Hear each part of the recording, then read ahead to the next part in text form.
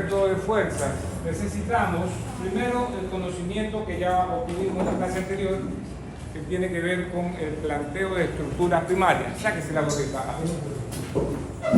El planteo de estructuras primarias. Ya sabemos nosotros plantear estructuras primarias. Lo segundo que debemos saber, obviamente, son los fundamentos del método. Para poder nosotros alcanzar el conocimiento de los fundamentos del método, es preciso que sepamos, en primer término, lo que se conoce como el teorema de Maxwell y la ley de Betti, conocido también como el método o el teorema de las deformaciones recíprocas.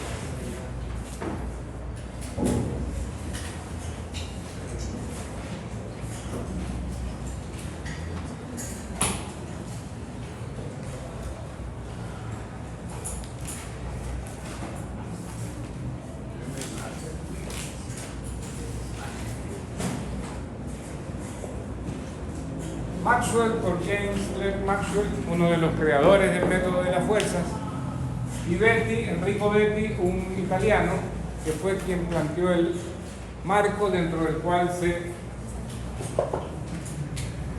plantea, se promete, se promulga la ley de Betti.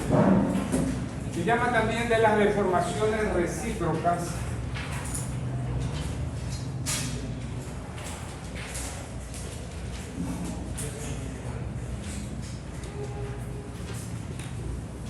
Llama de las deformaciones recíprocas, por lo que ya vamos a aprender en el transcurso de su enseñanza. Si no existiera el teorema de Maxwell, la ley de Betti, la manera de resolver estructuras hiperestáticas debería ser totalmente diferente a lo que es. Porque no hay otra forma conocida dentro de los métodos, de los primeros métodos de cálculo estructural, que no utilice las deformaciones recíprocas. Y ustedes van a ver por qué. Para ello vamos a hacer una demostración.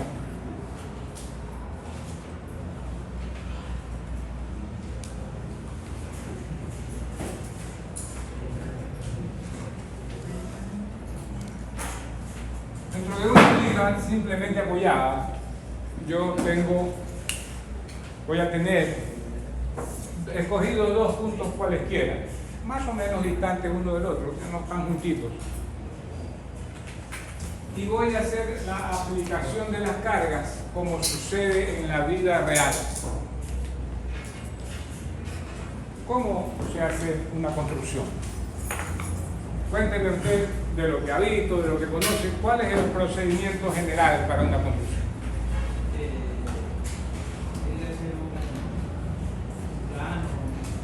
Empezamos con el plano, ¿no es cierto?, con el proyecto de la obra, y después conseguimos el dinero. ¿Y cómo realizamos? Ese es el procedimiento que yo quiero saber. ¿Cómo realizamos? ¿Qué es lo que hacemos primero después del plano, o inclusive antes del plano? Un estudio de suelo.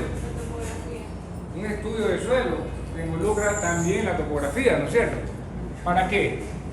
Para saber cómo va a ser, cómo debe ser la cimentación. ¿No es cierto? Ok, ya hicimos el estudio del suelo, obtuvimos la capacidad portante, ya sabemos todo y diseñamos la cimentación. Zapatas corridas, zapatas aisladas, losa de cimentación, pilotes, lo que sea. Y después construyo la cimentación, ¿verdad? A veces tengo que primero hacer un cambio de suelo o hacer un mejoramiento del suelo. Después de hacer eso, ¿qué hago? Fundo la cimentación, ¿verdad? Cuando yo fundo la cimentación, ¿qué precaución debo tomar? Si la estructura va a ser de hormigón armado. Ramonita, ¿qué precaución debo tomar? Voy a fundir la cimentación, traigo el hierro, traigo los sacos de cemento, pido que me lleven a la obra el agregado fino, el agregado grueso, ya tengo maestros de obra, oficiales, ya tengo mi equipo, todo, ya estamos en la obra. Y ya estoy yo encofrando la cimentación mientras otros están cortando, doblando y armando las vigas de la cimentación y la zapata. ¿Qué precaución debo tener ahí antes de fundir? La resistencia, cuando ya me lo mande el plano, pues no, tendré que ver una dosificación para garantizar que vamos a fundir un hormigón de la resistencia especificada. Que los anclajes estén bien puestos, que si hay traslapes estén de acuerdo a las normas. He hecho ya el replantillo. Si es necesario pongo polietileno reprocesado para que no haya contacto directo del suelo con la cimentación, porque pudiera ser que hay mucha sal en el terreno, ¿no es cierto?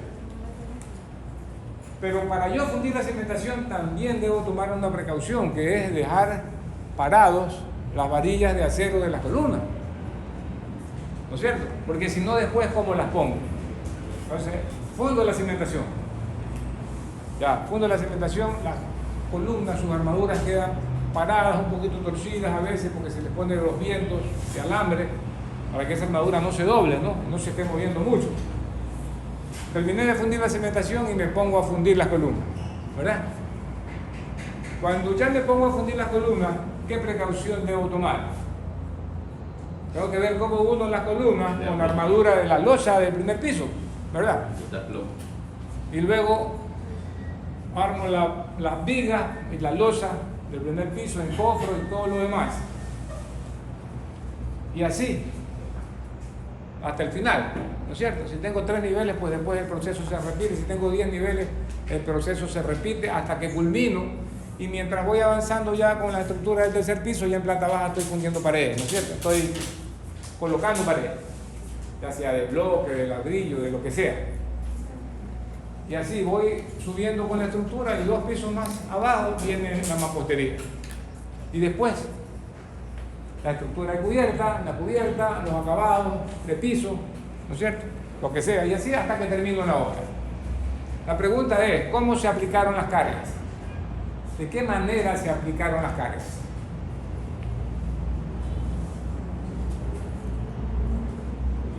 ¿Alguna vez ustedes han visto que una estructura viene, vamos a suponer que fuera esto, la estructura viene en un camión, contrata una grúa, la descarga y toma tu casa, ándate a vivir? Eso no pasa, ¿verdad? No pasa. Puede ser que ahora que hay las casas contenedores, de repente, sí suceda eso, ¿no? Una casa prefabricada pero armada, porque generalmente las casas prefabricadas vienen por parte, la fabricación viene por parte y se arma en obra, ¿verdad? Y aún así, en ese caso, se cumple lo que yo estoy queriendo que ustedes me digan. He visto videos de China, sobre todo, en que un edificio de 30 pisos lo hacen en 45 días. ¿Cómo se aplicó la carga en ese caso? Y en cualquier caso. ¿Cómo se aplicó la carga? Se aplicó de manera gradual. Por eso les decía yo, nadie trae la casa ya armada, la descarga del tráiler y la pone ahí, ponte a vivir en tu casa. No. Porque inclusive si viniera armada ya en un contenedor, que lo hay, la traen, la descargan, la ponen en el suelo, un suelo que ya debe haber sido estudiado para ver si puede soportar ese peso, pero después le meten las cosas al contenedor donde están los muebles, las instalaciones, cosas como esas. No viene ya lista para usar, viene muy cerca de eso. ¿Y cómo se han aplicado las cargas en todos los casos que les he mencionado? Progresivamente, de manera gradual, poco a poco. En la realidad, siempre las cargas se aplican poco a poco, siempre. Sea una estructura que se demora 3 años o una estructura que se demora 2 meses, siempre la aplicación de las cargas es de manera gradual. Es importante toda esta disertación al respecto, porque nosotros sobre esta viga, para estudiar el teorema de Maxwell y la ley de Betti, nosotros debemos actuar y pensar de acuerdo con eso, con la aplicación gradual de las cargas. Y yo voy a aplicar aquí de manera gradual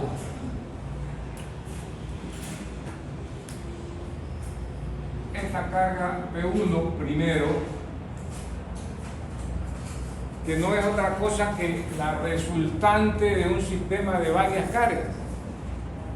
Ustedes saben que las cargas son vectores, ¿no es cierto? Y un sistema de varios vectores tiene siempre o puede tener una resultante. Todo es cuestión de que yo la sume y encuentre el punto en el que debería estar aplicado para que sea la resultante de todas esas cargas. Entonces, ¿qué va a suceder cuando yo aplico la carga P1, que es la resultante de un sistema de cargas? Voy a tener aquí una deformación así, ¿no es cierto? Estoy representando allí la elástica de la viga. Y entonces yo aquí en el punto 1 voy a tener un valor de deformación. Lo voy a llamar, fíjense bien, que aquí está una de las partes más importantes del método de la fuerza o el método de las deformaciones consistentes. ¿Por qué? Porque esta deformación tiene doble subíndice. Y aquí, en el punto 2, también yo puedo ver en la elástica que voy a tener otra deformación, una deformación que voy a llamar delta 2,1, delta minúscula. Les insisto en la importancia de los subíndices. ¿Por qué? Porque esta nomenclatura tiene una razón de ser. ¿Cuál es la razón de ser? Siempre el primer subíndice me indica en dónde está la deformación. Aquí la deformación está en el punto 1. Primer subíndice 1. Aquí la deformación está en el punto 2. Primer subíndice 2. ¿Estamos claros con eso? El primer subíndice siempre me indica el lugar en donde está la deformación. Si eso tenemos claro, podemos pasar a explicar el segundo subíndice. El segundo subíndice me indica el lugar donde está la fuerza que produce la deformación. ¿Dónde está la fuerza que produce la deformación? En el punto 1. Aquí el segundo subíndice es el 1 y aquí el segundo subíndice es el 2. Esta simple nomenclatura aclara muchísimo de lo que vamos a ver, de lo que veremos cuando estemos explicando el método de las deformaciones consistentes. Muchísimo. Sirve una enormidad, sobre todo en el desarrollo del método cuando lo apliquemos a una obra, a una estructura. Pues bien, si yo tengo eso ya y lo tengo claro, ¿qué puedo hacer? Puedo hacer lo que yo quiero. ¿Y qué es lo que quiero? Quiero aplicarle otra carga que es la resultante de otro sistema de fuerzas diferentes. Esa resultante, en este caso de manera didáctica, la llamamos P sub 2. ¿Sí? Entonces, ¿qué va a pasar cuando yo aplico P sub 2? Esta viga va a incrementar su deformación, ¿no es cierto? Voy a señalarla aquí con verde. Vamos a incrementar la elástica. Obviamente las elásticas en ambos casos están exageradas con el propósito de apreciar la deformación, ¿no es cierto? ¿Y qué voy a tener yo aquí? Pues aquí voy a tener yo otra deformación y aquí voy a tener otra deformación. Esta deformación, ¿cómo la vamos a llamar? Deformación, el primer subíndice que me dice el lugar donde está la deformación, ¿no? 1. Y el segundo me dice dónde está la carga, punto 2. ¿Cómo se llama la deformación de acá? Delta, punto 2, cuando la carga está ¿dónde? En el punto 2.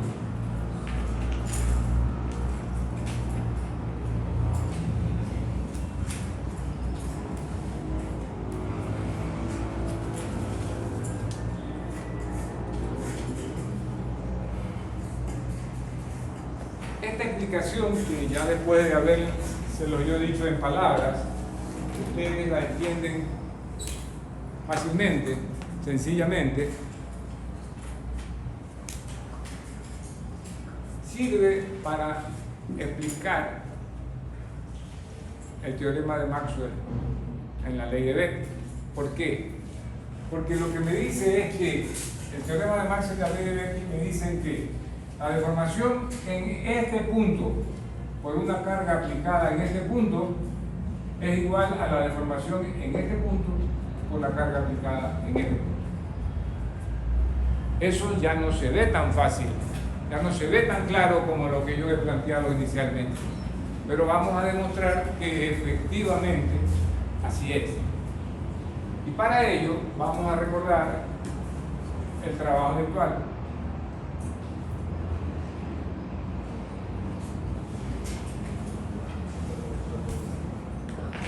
Para recordar el trabajo virtual nosotros vamos en un eje cartesiano,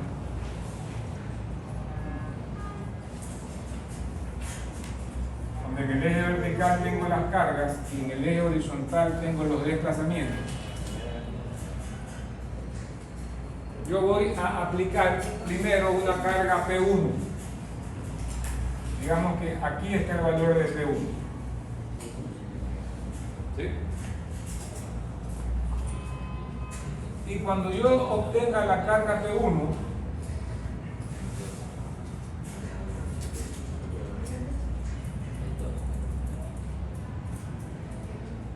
voy a conseguir aquí un desplazamiento delta sub 1.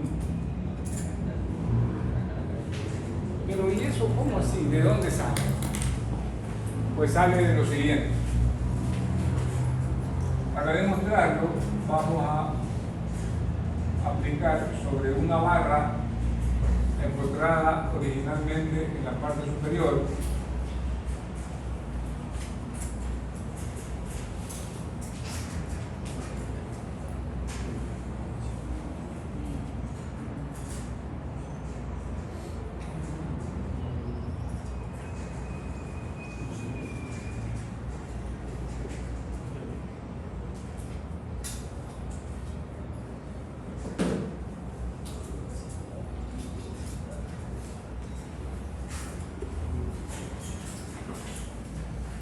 Este dibujo se hace de esa manera, pues la explicación se hace con una barra encontrada arriba y de abajo, porque es la manera más didáctica que hay de explicar lo que sucede en el trabajo virtual.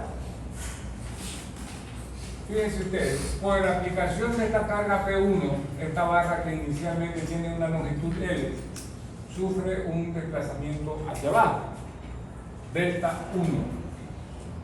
En este desplazamiento nosotros vamos a analizar rápidamente ese diferencial de X. Ustedes saben que un diferencial es una cuestión infinitesimal, mínima, que nosotros lo podemos representar por aquí, así. Algo así.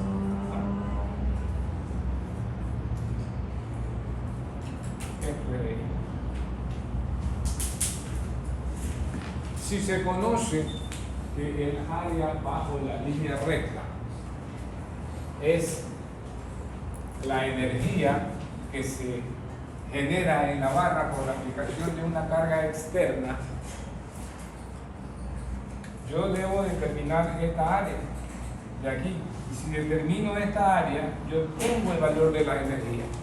El trabajo virtual me dice esto, que la energía externa tiene que ser igual a la energía interna, porque nada se crea ni nada se destruye, sino que todo se transforma. Entonces, la energía generada por la fuerza exterior genera dentro de la barra una energía, que es la energía interna, y esas energías son iguales. Entonces, yo puedo representarlo como lo tengo representado. Pero ¿qué pasa si después de aplicar la carga P1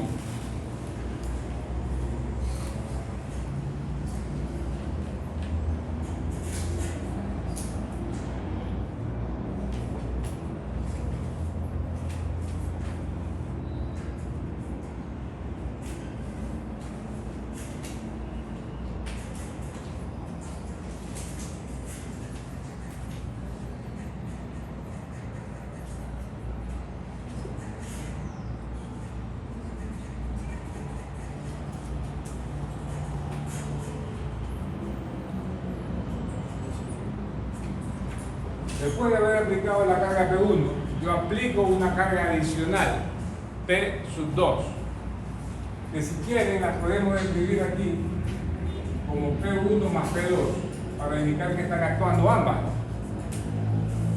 ¿Qué va a suceder allí? Primero, se va a generar un incremento en la carga, hasta por aquí, digámoslo, P2. Solo esto es P2, nada más. Mientras que esto de aquí es P1. ¿Ya? Y aquí voy a tener yo un incremento delta 2.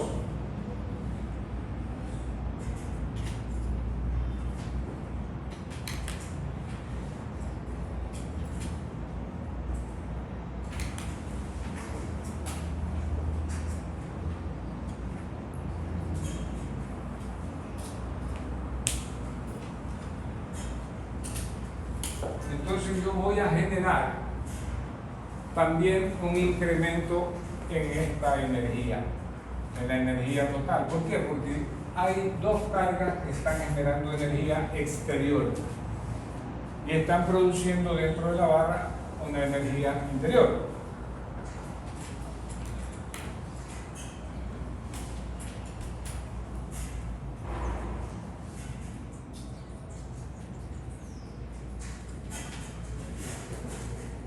Entonces, ahora yo puedo plantear, si inicialmente aquí podía decir yo que la energía externa era igual a 1/2, porque es un triángulo, de la base de delta 1 por la altura que era P1. En este caso de aquí, la energía exterior es igual a ¿qué? A la energía de este primer triángulo, que es esto, ¿verdad? 1/2 de delta 1 por P1, más la energía de este triángulo de acá, que es ¿qué cosa? 1/2 de P2 por delta 2, o delta 2 por P2, más 1/2 de delta 2 por P2, más el área de este rectángulo, ¿verdad? ¿A qué es igual el área de este rectángulo? Es igual a P1 por delta 2. ¿Sí o no? ¿Estamos de acuerdo o no estamos de acuerdo en lo que acabo de decir?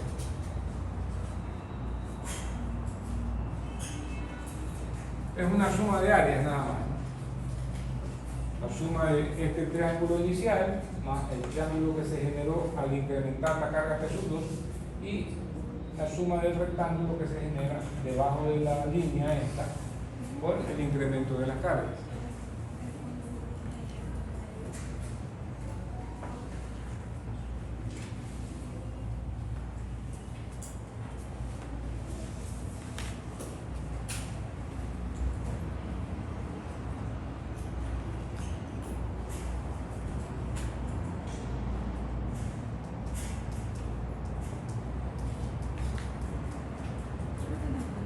¿Estamos o no estamos? ¿Estamos de acuerdo? ¿Está claro? ¿Está entendible? Una sola voz dijo sí. Y el resto para Bernet.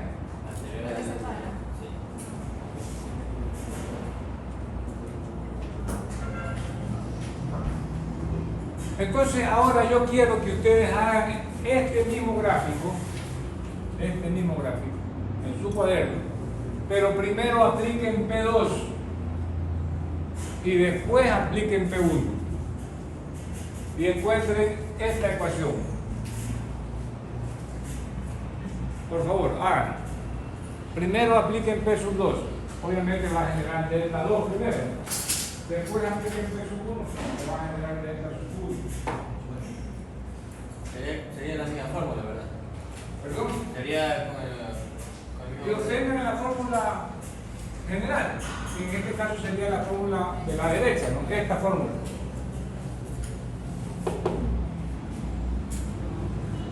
Aquí van a tener ustedes un valor para un sub E y una ecuación que me la van a dictar cuando hagan lo que les piden.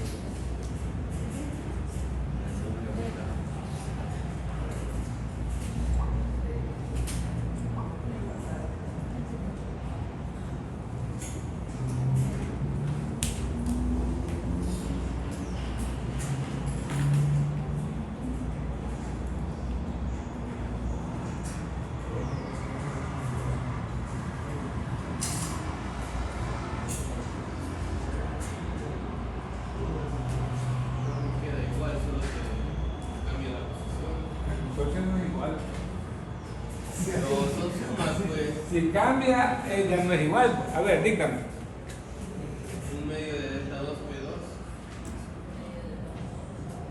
más 1 medio de delta 1P1 más P2 delta 1. ¿Están de acuerdo de que ese es el resultado? Ese resultado que es igual, pero no es igual. ¿Por qué tiene la razón? Pero no tiene la razón. ¿Sí o no? Que esta energía, en este caso, cuando primero aplico P1 y después aplico P2, si yo comparo la energía externa con la energía externa cuando primero aplico P2 y después P1, ¿sí o no que son iguales? Es la misma energía. Entonces yo las puedo igualar, ¿verdad? Entonces tengo 1 medio de delta 1 por P1 más 1 medio de delta 2 por P2 más P1 por delta 2 es igual a 1 medio de delta 2 por P sub 2 más 1 medio de delta 1 por P sub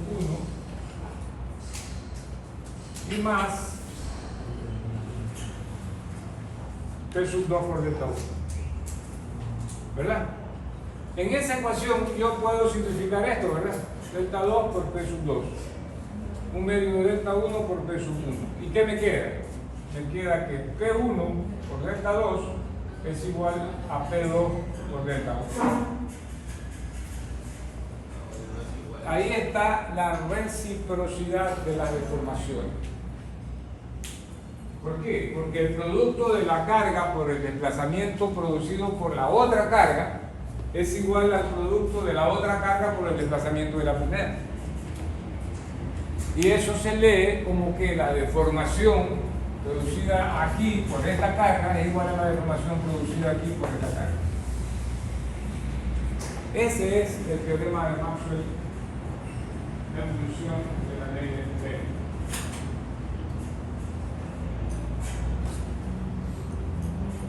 Viste, ya ustedes más adelante en esta misma clase se van a dar cuenta de la grandísima importancia que tiene.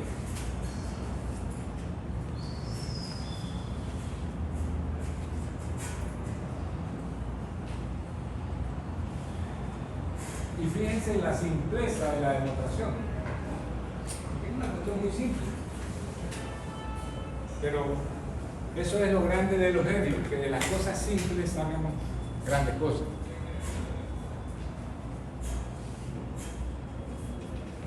Pues bien, planteado el teorema de Maxwell en el contexto de la ley de Betti, nosotros ahora sí podemos empezar a plantear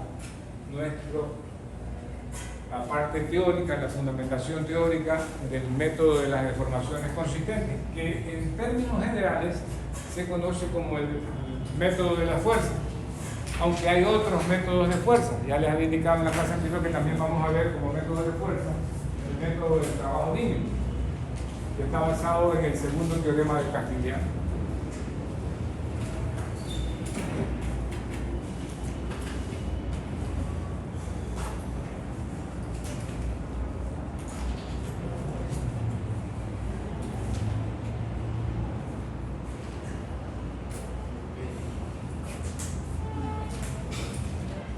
Esta demostración recién se pudo lograr en 1876, me parece.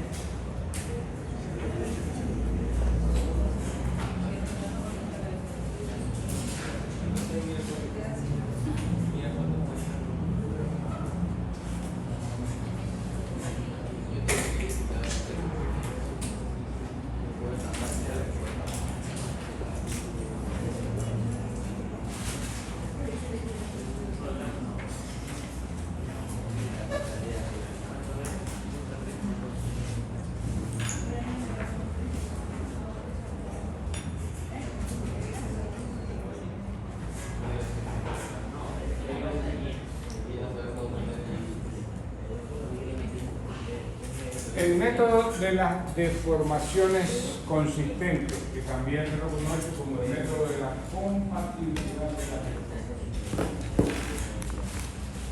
Es, como ya había mencionado, un método de fuerzas, porque las incógnitas por determinar son fuerzas, son las reacciones. Aquí debemos ya plantear nosotros algunos conceptos. El primer concepto es cuando una estructura es hiperestática. ¿Cuándo una estructura es hiperestática?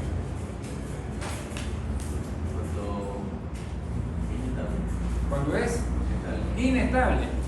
Ahí no me sirve. Se me cae.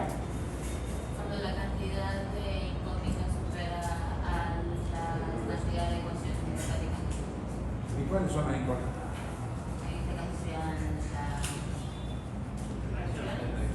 Reacciones. Entonces dígalo en función de las reacciones. Repita lo que me dijo, pero en función de las reacciones. Cuando la cantidad de reacciones excede al número de ecuaciones estáticas. ¿Y el número de ecuaciones elásticas qué me da? ¿Cómo se llaman esas ecuaciones elásticas? Martín, ¿qué otro nombre tiene? Ecuaciones de equilibrio. Las ecuaciones de equilibrio, ¿verdad? Entonces, vuélvalo a decir ahora sí, con las reacciones y con las ecuaciones de equilibrio. Es que ahí vamos llegando a la luz. Cuando mi número de reacciones incógnitas excede el número de ecuaciones De equilibrio, ¿no es cierto? ¿Qué pasa cuando yo tengo las reacciones que puedo determinar por las ecuaciones de equilibrio? ¿Cómo se llama esa estructura? Isostática, ¿verdad? Y una estructura isostática, para ser considerada una estructura que sirva, ¿qué tiene que ser? Estable. Estable.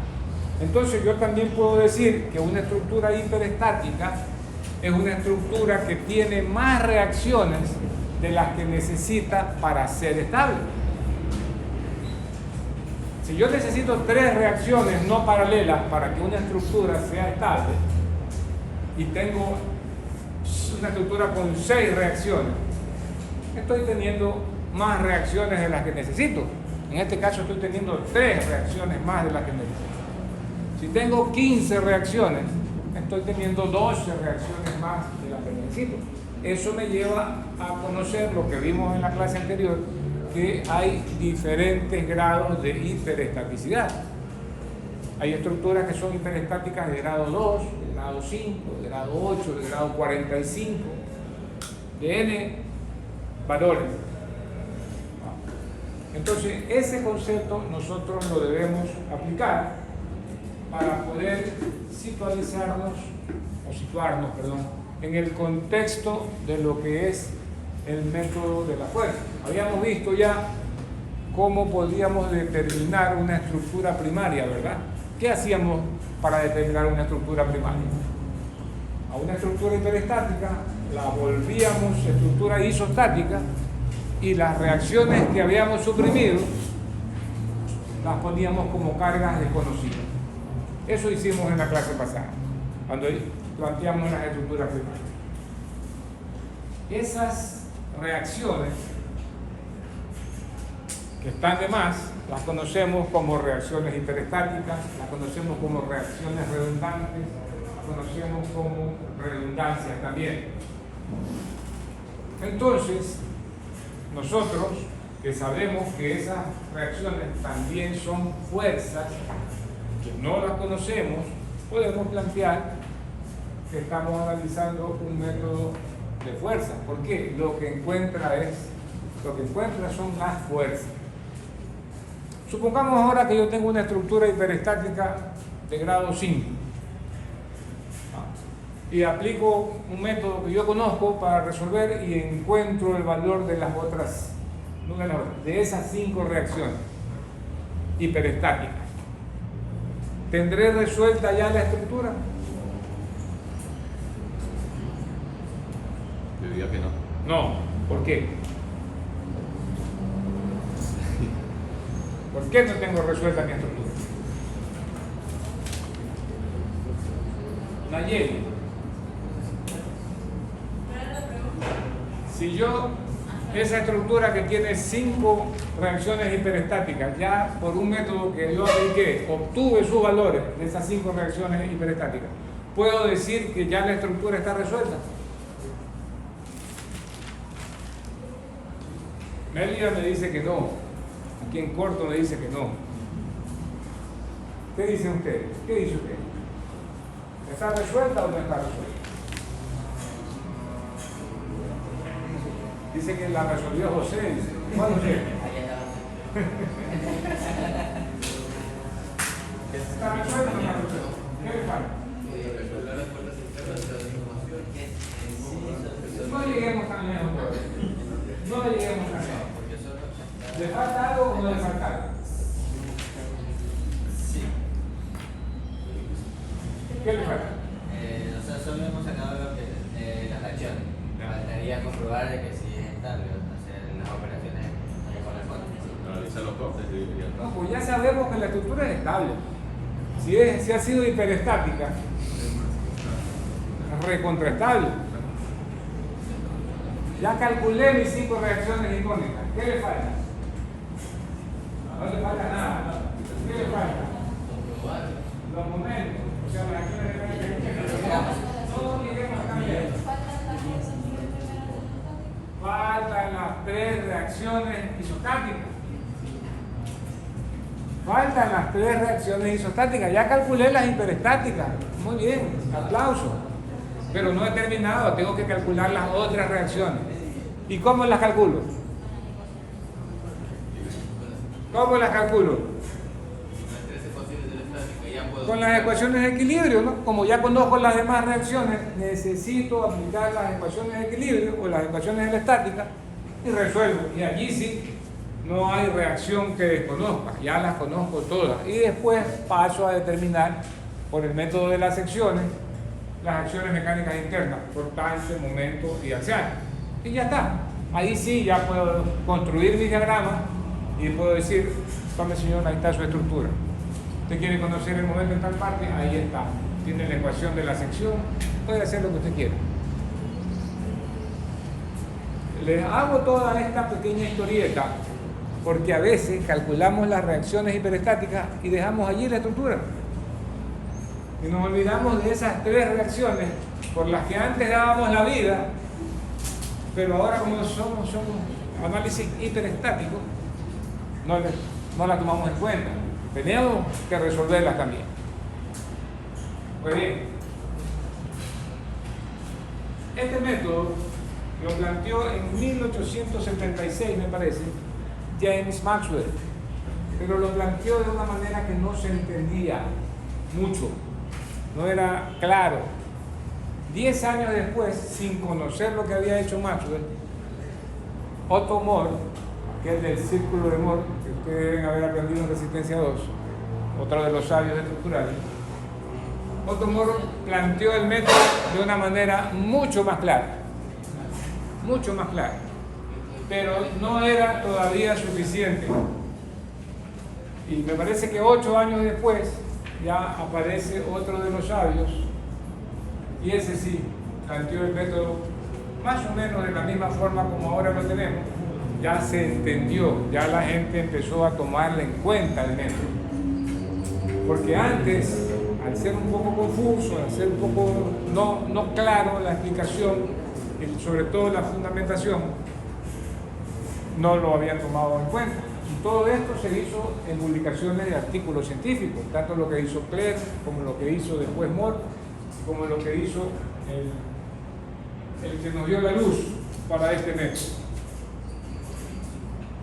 Y ese método no tiene otra explicación que la determinación de esas reacciones hiperestáticas valiéndose de esto,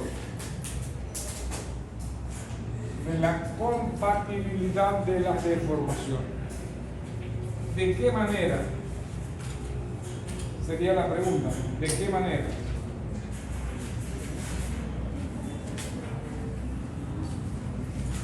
¿Qué es lo que sucede?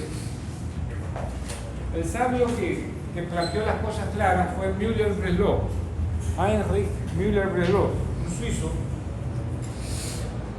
también nos dio una teoría para estudiar líneas de influencia que vamos a ver en la unidad 4, otro de los ámbitos estructurales.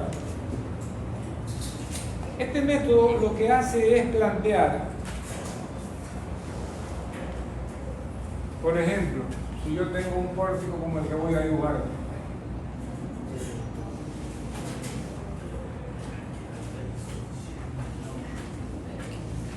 ya desde ahí voy viendo que es hiperestático, ¿no es cierto? Si yo a este pórtico le aplico una carga aquí,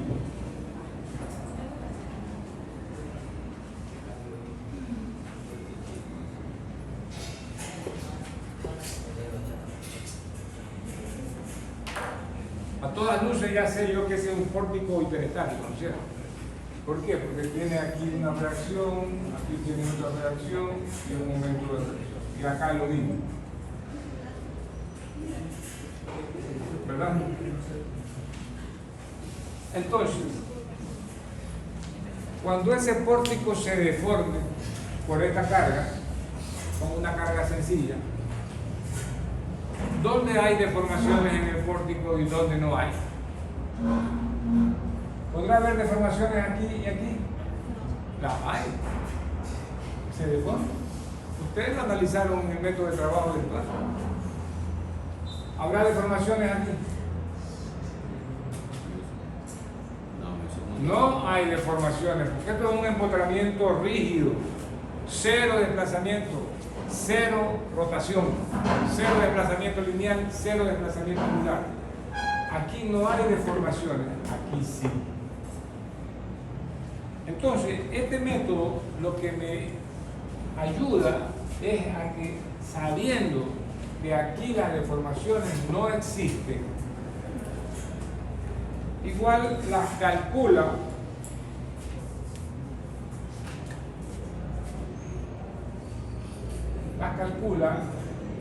en algunos estados de carga, que son los siguientes. Primero, convierte a este pórtico, a esta estructura hiperestática, la convierte en una estructura primaria. ¿Cómo? Pues bien, aquí le pone un apoyo fijo y acá le pone un apoyo móvil, ¿verdad? Yo me quedo aquí, entonces, con mis reacciones, esta y esta y esta. Pero me aparecen las incógnitas, ¿no es cierto? Aquí me aparece mi incógnita X1, aquí me aparece mi incógnita X2 y aquí me aparece mi incógnita X3. Donde tengo una estructura primaria y unas reacciones que las pongo a trabajar como que si fueran cargas, pero no las conozco. No las conozco. Y esta estructura, el método la hace trabajar como trabaja la estructura real. Es decir, a la estructura primaria le aplica las cargas reales. Pero no hace solamente eso, porque obviamente está haciendo algo aproximado, pero que no considera todo lo que debe considerar.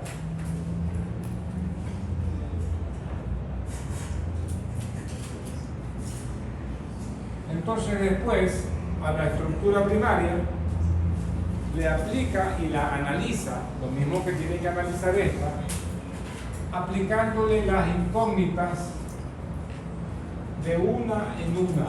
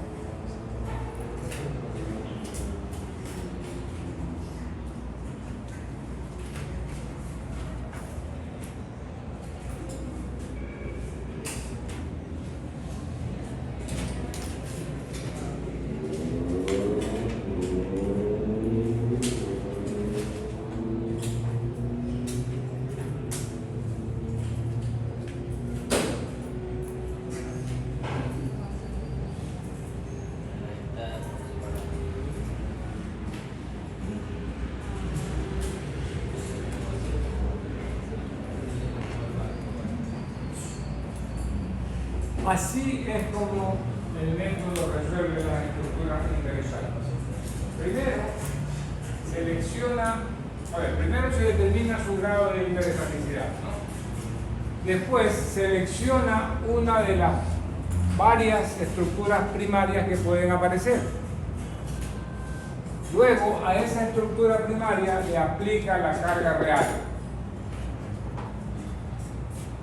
Para que no nos quede ninguna duda, es una carga uniformemente distribuida W. Y luego analiza tantos estados de carga para la estructura primaria como incógnitas se han generado.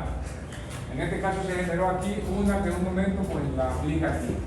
Después esta horizontal aquí, la aplica aquí y solo aquí, y ninguna otra carga más. Aquí tampoco, ninguna otra carga más. Y después la tercera incógnita y solo esa incógnita y ninguna otra carga más. Así es como lo resuelve. Entonces, para que yo pueda resolver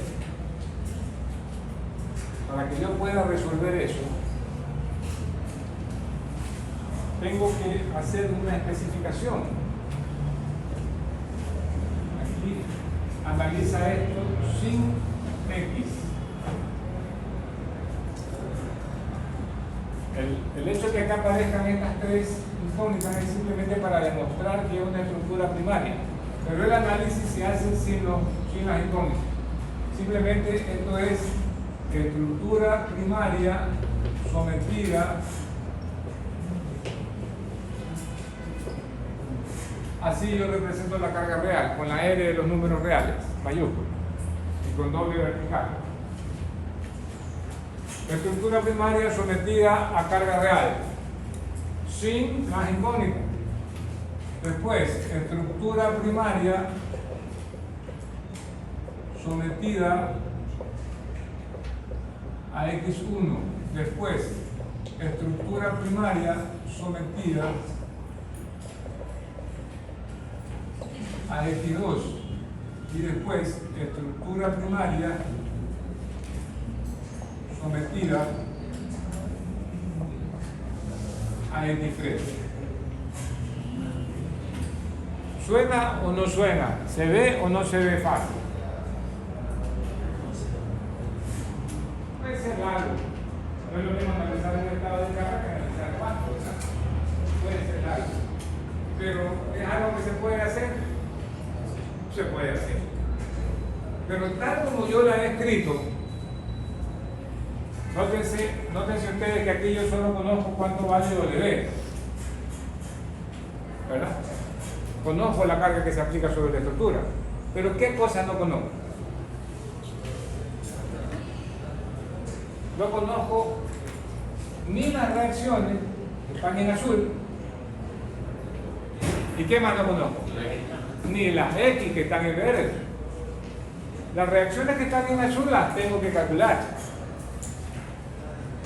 Es mi obligación. Además las puedo calcular, ¿por qué? Porque aquí tengo la estructura primaria sometida solo a la carga real, nada más. Como es una estructura isostática y la carga la conozco, puedo resolverla, ¿verdad? Pero los otros estados de carga no los puedo resolver porque no conozco cuánto vale cada una de esas X. Entonces, ¿qué hago para resolver eso? Aplico una combinación del método del trabajo virtual, que es una carga unitaria, aplicar una carga unitaria, y aplico el teorema de Maxwell y la ley de Betti, calculando las deformaciones. Entonces, aquí,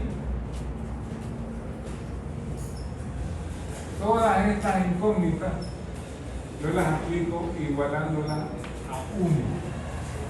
Ahí sí ya puedo resolver. Ahí sí yo ya puedo resolver, porque ya conozco cuánto valen todas las cargas que intervienen en mi análisis.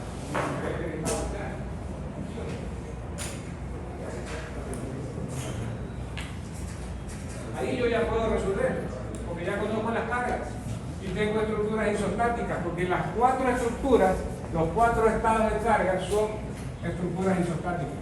Y eso para nosotros es pan comido.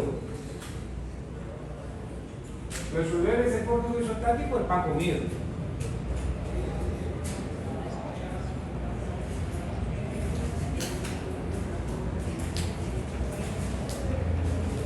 ¿Estamos claros hasta aquí?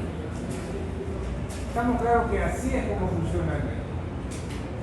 Tenemos que determinar una estructura primaria y después aplicar cada una de las reacciones hiperestáticas como cargas unitarias en donde actúan ellas y resolver la estructura. El método no se refiere a otra cosa que no sea eso.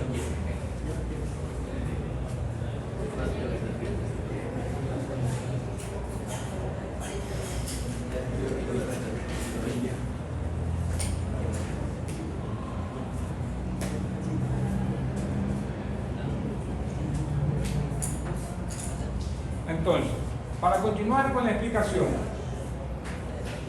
metámonos un poquito en la parte aritmética. Habíamos mencionado en la clase pasada también, habíamos hecho la pregunta. Tengo 85 incógnitas. ¿Cuántas ecuaciones necesito? 85. Si tengo 84, no puedo resolver eso.